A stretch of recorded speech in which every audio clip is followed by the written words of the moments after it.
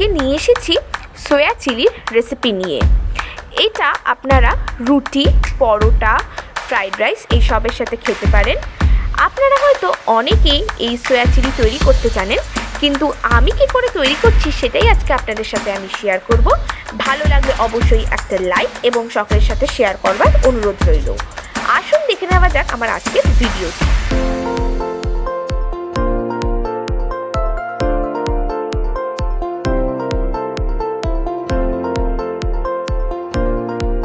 সোয়া chilli তৈরি করবার জন্য সবার প্রথমে আমি কড়াইয়ের মধ্যে দিয়ে দিয়েছি জল। জলটা ফুটে গেছে। এবারে আমি এর মধ্যে দিয়ে দিলাম পরিমাণ মতো নুন দিয়ে সয়াবিনগুলোকে এবারে আমি সিদ্ধ হতে দেব। সয়াবিনগুলোকে সিদ্ধ করে নেওয়া হয়ে গেছে। এবারে একটা পাত্রের মধ্যে সয়াবিনগুলোকে নিংড়ে রেখে দেব।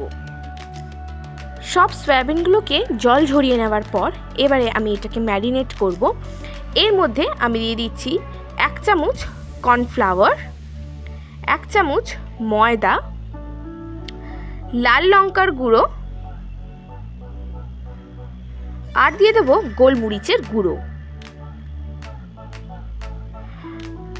এবারে এটাকে আমি ম্যারিনেট করে রেখে দেব।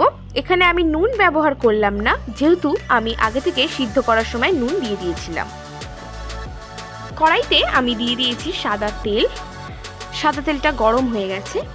এবারে আমি এর উপরে ম্যারিনেট করা সয়াবিনগুলোকে ভেজে নেব। আমি সয়াবিনগুলোকে 10 থেকে 15 মিনিটের জন্য ম্যারিনেট করে রেখেছিলাম।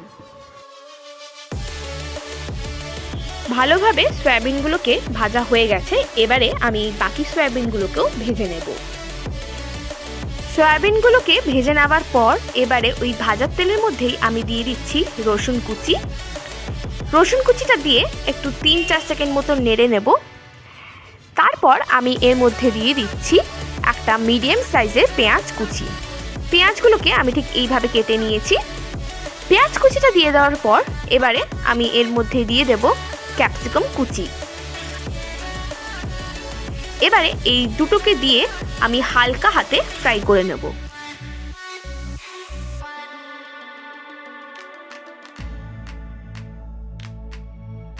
পেঁয়াজ আর ক্যাপসিকাম হালকা হাতে নেড়ে নেওয়ার পর এবারে আমি এর মধ্যে অ্যাড করে দিচ্ছি টমেটোর এই যে দানাগুলো সেগুলোকে আমি বার করে এর মধ্যে অ্যাড করে দিলাম।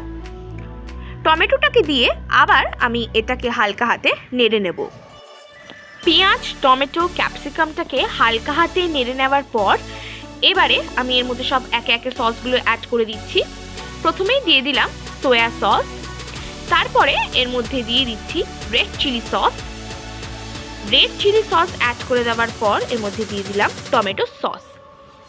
এবারে এই সব কটাকে ভালো করে একসাথে মিশিয়ে নেব। সব সসগুলো একসাথে ভালো করে মিশিয়ে নেওয়ার পর এবারে আমি এর মধ্যে দিয়ে দিলাম গোলমরিচের গুঁড়ো আর দিয়ে দিলাম পরিমাণ মতো নুন।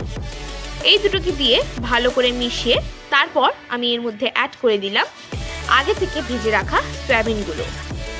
আবার একটু ভালো করে নেড়ে চেড়ে এবারে আমি এর মধ্যে অ্যাড করে দেব 1 কাপ জলে 1 চামচ কর্নফ্লাওয়ার গুলে রেখেছিলাম, সেটা দিয়ে দিলাম যাতে গ্রেভিটা একটু ঠিক ভাব আসে। সব আবার ভালো করে একটু মিশিয়ে নেব। 1-1.5 মিনিট মতন নেড়ে চেড়ে নেওয়ার পর এবারে আমি এটাকে গরম গরম একদম পরিবেশন করব। তৈরি হয়ে গেছে আমাদের আজকের রেসিপি সোয়া চিলি। এটা আপনারা অবশ্যই বাড়িতে ট্রাই করবেন এবং আমাকে কমেন্ট বক্সে কমেন্ট করে জানাবেন কেমন লাগলো। ভালো থাকবেন, সুস্থ থাকবেন। আমি আবার নতুন রেসিপি নিয়ে হাজির হয়ে যাব। আর একটু ওপর থেকে আমি এর মধ্যে ছড়িয়ে দিলাম স্প্রিং অনিয়ন।